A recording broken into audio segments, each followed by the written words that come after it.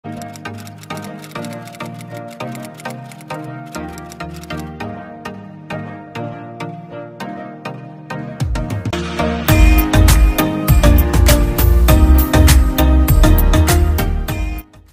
Koordinator Bidang Kemaritiman dan Investasi Luhut Binsar Panjaitan mengatakan kebijakan ekspor Ukraina menjadi biang kerok harga tandan buah segar TBS, kelapa sawit jeblok di bawah Rp1.000 per kilogram.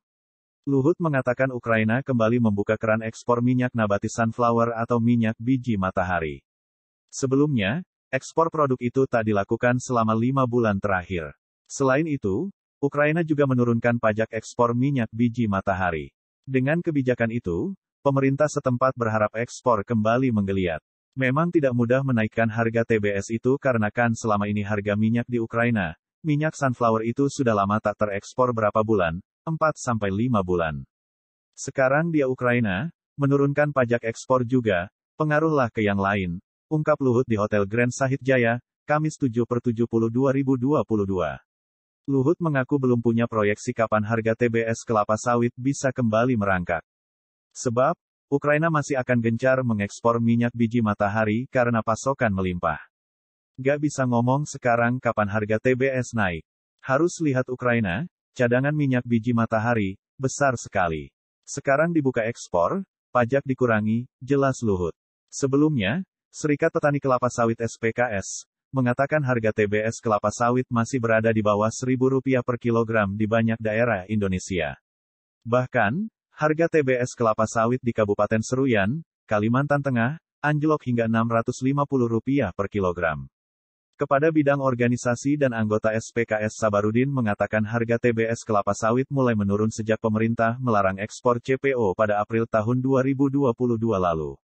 Meski aturan tersebut telah dicabut pada Mei tahun 2022 lalu, harga TBS kelapa sawit belum juga merangkak.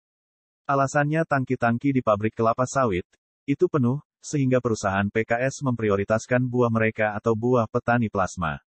Nah, petani swadaya itu, yang di luar kemitraan, kebanyakan memang dibatasi. Itu masih terjadi kok, ujar Sabarudin. Harga TBS kelapa sawit yang anjlok ini juga membuat sebagian petani menjual produk ke Malaysia. Hal ini sempat viral dibahas di jagat maya. Kami mau bawa buah ke Malaysia, kami bawa hari ini 30 ton soalnya harga buah di Indonesia seperti kata-katanya Indra Kents, wah murah banget, ucap seorang pria dalam video yang diunggah di akun Instagram @majeliskopi08. Ketua Umum Asosiasi Petani Kelapa Sawit Indonesia Apkasindo, Gulat Manurung membenarkan aksi jual tersebut. Ia mengatakan para petani memang menjual TBS ke Malaysia karena harganya yang lebih tinggi. Penjualan dilakukan para petani sawit di provinsi yang berbatasan dengan negeri tetangga, seperti Kalimantan Utara dan Kalimantan Tengah. Memang secara aturan regulasi itu tidak dibenarkan. Tapi mau bagaimana lagi? PKS pabrik kelapa sawit, banyak sudah menolak TBS pekebun, bahkan sudah banyak yang tutup. Sementara petani sawit harus melanjutkan hidup dan membiayai keluarganya, kata Gulat. Gulat menuturkan perbedaan harga yang cukup signifikan menjadi salah satu penyebabnya. Harga TBS di Malaysia masih berada di kisaran Rp3.500 hingga Rp4.500 per kilogram. Lalu, harga TBS di Kalimantan Utara dan Kalimantan Tengah hanya sekitar Rp1.200 sampai Rp1.600 per kilogram. Bahwa Gulat menambahkan situasi ini merugikan semua pihak, baik petani, negara, dan korporasi. Dengan demikian, ia mengingatkan pemerintah untuk mencari tahu penyebab jatuhnya harga TBS di dalam negeri.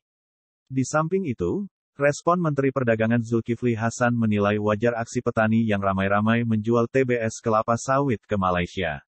Zulkifli mengatakan TBS sawit petani bisa terjual hingga Rp4.500 per kilogram di Malaysia. Sementara, di Indonesia hanya Rp1.000 per kilogram. Wajar dong, di sana Malaysia, mahal Rp4.500 per kilogram, kita Indonesia, cuma Rp1.000 per kilogram, kata Zulkifli.